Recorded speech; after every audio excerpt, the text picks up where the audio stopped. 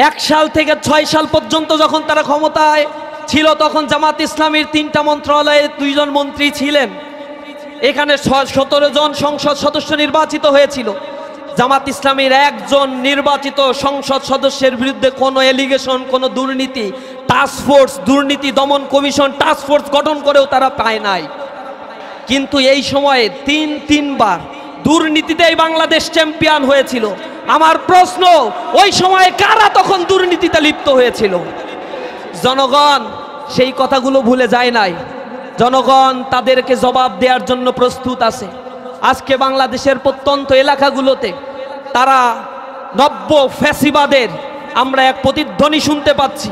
ফ্যাসিবাদের উত্তরসূরি হতে চলেছে তারা। আপনারা দেখেছেন নোয়াখালীতে গতকাল এবং তার আগের দিন আমাদের 2টি প্রোগ্রাম হয়েছে। একটা প্রোগ্রাম ছিল যুবকদের নিয়ে, যারা 40 দিন তাকবীরে উলার সাথে জামাতে ছাত্র যুবকরা নামাজ পড়েছে তাদেরকে নিয়ে ইসলামী ছাত্র শিবির প্রোগ্রামের আয়োজন করেছে তাদেরকে রিওয়ার্ড দেওয়ার জন্য। তাদের এটা মনে ধরে নাই, তারা সেখানে আক্রমণ করেছে। আমাদের ভাইরা আহত হয়েছে, আমরা প্রতিবাদ করি নাই, তাদের গায়ে হাত দেই নাই। আমরা সহনশীলতায় বিশ্বাসী।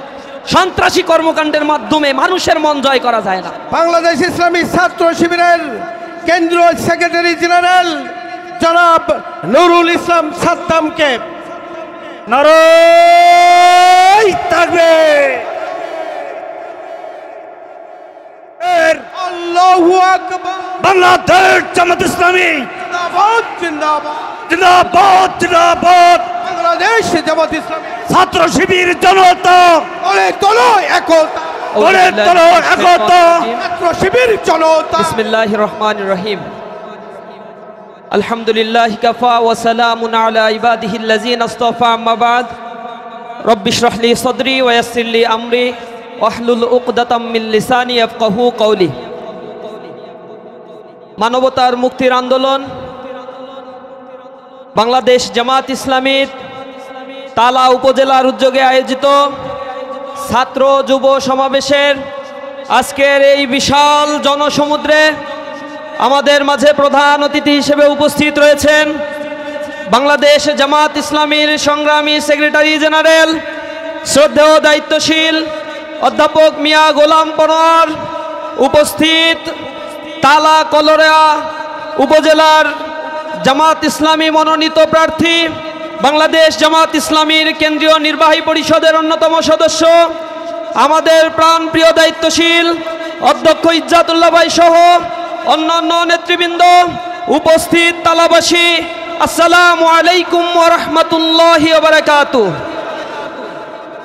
আমি বাংলাদেশ ইসলামী ছাত্র শিবিরের একটি মজলুম সংগঠনের প্রতিনিধি হিসেবে আজকে এই ছাত্র যুব সমাবেশে আপনাদের সামনে উপস্থিত হয়েছি। যে ছাত্র সংগঠনটির উপরে বিগত 15 বছর ফ্যাসিস্ট আওয়ামী লীগ অবর্ণনীয় নির্যাতন জুলুম নিষ্পেষণ করেছিল, তারা বাংলাদেশ থেকে ইসলামী ছাত্র শিবির জামাত ইসলামীর কণ্ঠস্বরকে রোধ করে দেওয়ার জন্য এহেন কোন চক্রান্ত, ষড়যন্ত্র এবং শক্তি প্রয়োগ নাই যা তারা করে নাই। তারা মনে করেছিল আমাদের গুম, খুন, হত্যা, আমাদেরকে নির্বাসিত করে বাংলাদেশের মাটি থেকে তারা নিশ্চিহ্ন করে দিতে পারবে।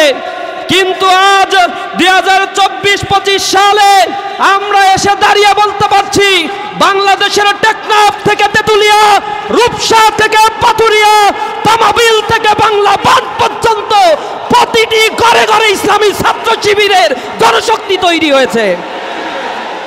এই আন্দোলনকে স্তব্ধ করে দেওয়ার জন্য আপনারা দেখেছেন গুম কমিশন রিপোর্ট পেশ করেছে। সেখানে একটি ছাত্র সংগঠনের রিপোর্ট তারা আলাদা করে পেশ করেছে। একক ছাত্র সংগঠন হিসেবে 31% গুমের শিকার হয়েছে শুধু বাংলাদেশ ইসলামী ছাত্র শিবির। বিএনপি, ছাত্রদল, তাঁতি দল, যুব দল, অমুক দল, তমুক দল সব মিলেও 35% হয় না তাদের।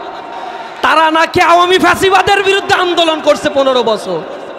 ছাত্র জনতার আন্দোলনে তারা যে সুযোগ নিয়েছে এ বাংলাদেশের স্বাধীনতার পরবর্তী ইতিহাস সাক্ষী। প্রতিবার আন্দোলন পরবর্তী প্রতিবারই সুযোগ সন্ধানী এই দলটি সুযোগ নিয়েছে আর জনগণের ঘাড়ে চেপে দুর্নীতির স্বর্গরাজ্য তারা তৈরি করেছিল। 2001 সাল থেকে 2006 সাল পর্যন্ত তারা যখন সরকার গঠন করেছিল, জামাত ইসলামী তাদের সাথে ছিল। জামাত ইসলামী ছাড়া একবারও তারা সরকার গঠন করতে পারে নাই, অত সক্ষমতা তাদের হয় না এই বাংলাদেশ। 1 সাল থেকে 6 সাল পর্যন্ত যখন তারা ক্ষমতায় ছিল, তখন জামাত ইসলামীর 3টা মন্ত্রণালয়ে 2 জন মন্ত্রী ছিলেন। এখানে 17 জন সংসদ সদস্য নির্বাচিত হয়েছিল। জামাত ইসলামীর একজন নির্বাচিত সংসদ সদস্যের বিরুদ্ধে কোনো এলিগেশন, কোনো দুর্নীতি, টাস্কফোর্স, দুর্নীতি দমন কমিশন টাস্কফোর্স গঠন করেও তারা পায় নাই। কিন্তু এই সময়ে তিনবার দুর্নীতিতেই বাংলাদেশ চ্যাম্পিয়ন হয়েছিল। আমার প্রশ্ন, ওই সময়ে কারা তখন দুর্নীতিতে লিপ্ত হয়েছিল? জনগণ সেই কথাগুলো ভুলে যায় নাই। জনগণ তাদেরকে জবাব দেওয়ার জন্য প্রস্তুত আছে। আজকে বাংলাদেশের প্রত্যন্ত এলাকাগুলোতে তারা নব্য ফ্যাসিবাদের আমরা এক প্রতিধ্বনি শুনতে পাচ্ছি। ফ্যাসিবাদের উত্তরসূরি হতে চলেছে তারা। আপনারা দেখেছেন নোয়াখালীতে গতকাল এবং তার আগের দিন আমাদের 2টি প্রোগ্রাম হয়েছে। একটা প্রোগ্রাম ছিল যুবকদের নিয়ে, যারা 40 দিন তাকবীরে উলার সাথে জামাতে ছাত্র যুবকরা নামাজ পড়েছে, তাদেরকে নিয়ে ইসলামী ছাত্র শিবির প্রোগ্রামের আয়োজন করেছে তাদেরকে রিওয়ার্ড দেওয়ার জন্য। তাদের এটা মনে ধরে নাই, তারা সেখানে আক্রমণ করেছে। আমাদের ভাইরা আহত হয়েছে, আমরা প্রতিবাদ করি নাই, তাদের গায়ে হাত দেই নাই। আমরা সহনশীলতায় বিশ্বাসী। সন্ত্রাসী কর্মকাণ্ডের মাধ্যমে মানুষের মন জয় করা যায় না। পরের দিন আমরা আবার দারসুল কোরআনের আয়োজন করেছিলাম। সেই মসজিদে যুবদল, বিএমপি এবং ছাত্রদল যৌথভাবে সেখানে কয়েকশো ভাইকে সেখানে আহত করেছে তারা। কোরআনের আন্দোলন আমরা করি, কোরআন শিক্ষার কাজ মসজিদের জন্য, কোন রাজনৈতিক দেউলিয়াত্মপনা সংগঠনের জন্য মসজিদ নয়। এই মসজিদগুলোতে যখন এর আগে আমরা দারসুল কোরআনের আয়োজন করতাম, যুব শ্রেণীকে কোরআন শিখাতাম, তখন ওই ফ্যাসিবাদদেরকে দেখতাম পুলিশ নিয়ে এসে আমাদেরকে গ্রেফতার করতে। মসজিদ থেকে আমাদেরকে গ্রেফতার করার পরে সন্ত্রাস বিরোধী আইনে আমাদেরকে মামলা দেয়া হতো। আমাদেরকে বলা হতো আমরা নাকি দেশদ্রোহী, আমরা নাকি সন্ত্রাস, কারণ আমরা কোরআনের কথা বলি। আর এক সন্ত্রাসী গোষ্ঠী এখন আবার কোরআনের বিরুদ্ধে নব্য ফ্যাসিবাদের প্রতিধ্বনি হয়ে তাদের জন্ম বাংলাদেশে হচ্ছে, আমরা দেখতে পাচ্ছি। জনগণ যাদেরকে বিতাড়িত করেছে তা থেকেও তারা শিক্ষা নেয়নি। এই শিক্ষা না নেওয়ার পিছনে তাদের মূল কারণ আমরা যা মনে করি, তাদের দলের মধ্যে ইউনিয়ন পর্যায় পর্যন্ত আওয়ামী ফ্যাসিবাদের পুনর্বাসনের সকল প্রচেষ্টা তারা করেছে। প্রতিটি ক্যাম্পাসে তারা যে কমিটি দিয়েছে, তারা আমাদেরকে বলে গুপ্ত, আমাদেরকে বলে রাজাকার, আলবদর, আশামস, মিথ্যা প্রোপাগান্ডা ছড়িয়েছে। আমরা তাদের প্রোপাগান্ডার জবাব না দিয়ে আমাদের কোরআনের বাণীগুলো ছাত্রদের কাছে কাছে আমরা গিয়ে পৌঁছে দেওয়ার জন্য চেষ্টা করেছি। আপনারা দেখেছেন বিশ্ববিদ্যালয়গুলোতে আজকে নির্বাচন হয়েছে, প্রতিটা বিশ্ববিদ্যালয়ে ছাত্ররা ইসলামী ছাত্র শিবিরের উপর তারা আস্থা রেখেছে। এবং প্রথম ইলেকশন, তারপরের দ্বিতীয় ইলেকশন হয়েছে জাহাঙ্গীরনগরে, তৃতীয় চট্টগ্রাম বিশ্ববিদ্যালয়, চতুর্থ রাজশাহী বিশ্ববিদ্যালয়। একটা বিশ্ববিদ্যালয়ের পরে আর একটা বিশ্ববিদ্যালয় ইলেকশন হলে পূর্বের চাইতে আরো ভালো ফলাফল ইসলামী ছাত্র শিবির পরের বিশ্ববিদ্যালয় করেছে। রাজশাহী বিশ্ববিদ্যালয়ে 17টা হল আছে, 17টা হলের মধ্যে ছেলেদের 11টা হল, 11টা হলেই বিপি, জিএস, এজিএস সহ নিরঙ্কুশভাবে ইসলামী ছাত্র শিবিরের প্যানেল বিজয় অর্জন করেছে। এখন শিক্ষার্থীদের মধ্যে, শিক্ষিতদের, তরুণদের মধ্যে ইসলামী ছাত্র শিবির ইসলামের প্রতি জানার আগ্রহের পরিমাণ বেড়ে গিয়েছে। এই নির্বাচনগুলো হওয়ার পরে তারা এখন এত রাজনৈতিকভাবে দেউলিয়া হয়েছে, তারা এখন বলে এইসব নির্বাচন ছাত্র সংসদ নির্বাচন জাতীয় নির্বাচনে কোনো প্রভাব ফেলে না। অথচ বাংলাদেশের স্বাধীনতার পরে যে কয়টা ছাত্র সংসদ নির্বাচন হয়েছে, ঢাকা বিশ্ববিদ্যালয়ে যারা ছাত্র সংসদ নির্বাচনে বিজয় অর্জন করেছে, পরবর্তীতে দেখা গিয়েছে সেই সমমনা শক্তি পরবর্তীতে বাংলাদেশের রাষ্ট্র ক্ষমতায় গিয়েছে। বাংলাদেশের মানুষ এখন আর বোকা না, তাদেরকে আর ভুল বুঝিয়ে ঘুম পাড়ানি মাসি পিসির গল্প শুনিয়ে এরপরে রাষ্ট্র ক্ষমতা দখল করে আর উন্মুক্ত লুটপাট, হত্যাযজ্ঞ, খুন খারাপির রাজত্ব বাংলাদেশে আর চলবে না। তাদের চরিত্র বাংলাদেশের মানুষ দেখে ফেলছে। তারা গণ অভ্যুত্থানে তাদের কয়জন মারা গেছে এই সংখ্যাটা তারা তো ভুলভাল বলে। প্রথমে বলছে 52, এরপরে বলছে 150, এরপরে আবার 88, তারপরে বলছে 800, এরপরে কেউ ভুল করে বলছে সহস্রাধিক। আমি হিসাব কিতাব করে দেখলাম যা তারা বলে এই কয়জন আসলে জুলাই অভ্যুত্থানে শহীদও হয় নাই। অংশগ্রহণ তারা কতটুকু করছে আল্লাহই ভালো জানে আমাদের। এখন তারা যে লিস্ট প্রকাশ করেছে, পরে তাদের লিস্ট কিন্তু আবার সেখান থেকে রিমুভ করতে হয়েছে, কারণ লিস্ট প্রকাশের মধ্যে দেখছে ওর ভিতরে ছাত্র শিবিরেরও কয়জন ঢুকে গেছে। এখন যখন প্রতিক্রিয়া তখন এটা ডিলিট করে দিছে। এখন সংখ্যা বলে, লিস্ট আর প্রকাশ করে না। লিস্ট প্রকাশ করবে কোথা থেকে? জুলাই আন্দোলনে তাদের নেতারা কোথায় ছিল তাদের আমাদের ভালোভাবেই জানা আছে। সুতরাং তারা কতদিন বলেছে, জুলাই আন্দোলনের নেতৃবৃন্দ যারা ছিল জুলাই আন্দোলনে অবস্থান নিয়েছে তাদেরকে দোসর বলেছে, ফ্যাসিবাদের আওয়ামী লীগের দোসর বলে আখ্যায়িত করেছে। আমরা এর তিরস্কার জানাই, তীব্র নিন্দা এবং প্রতিবাদ জানাই।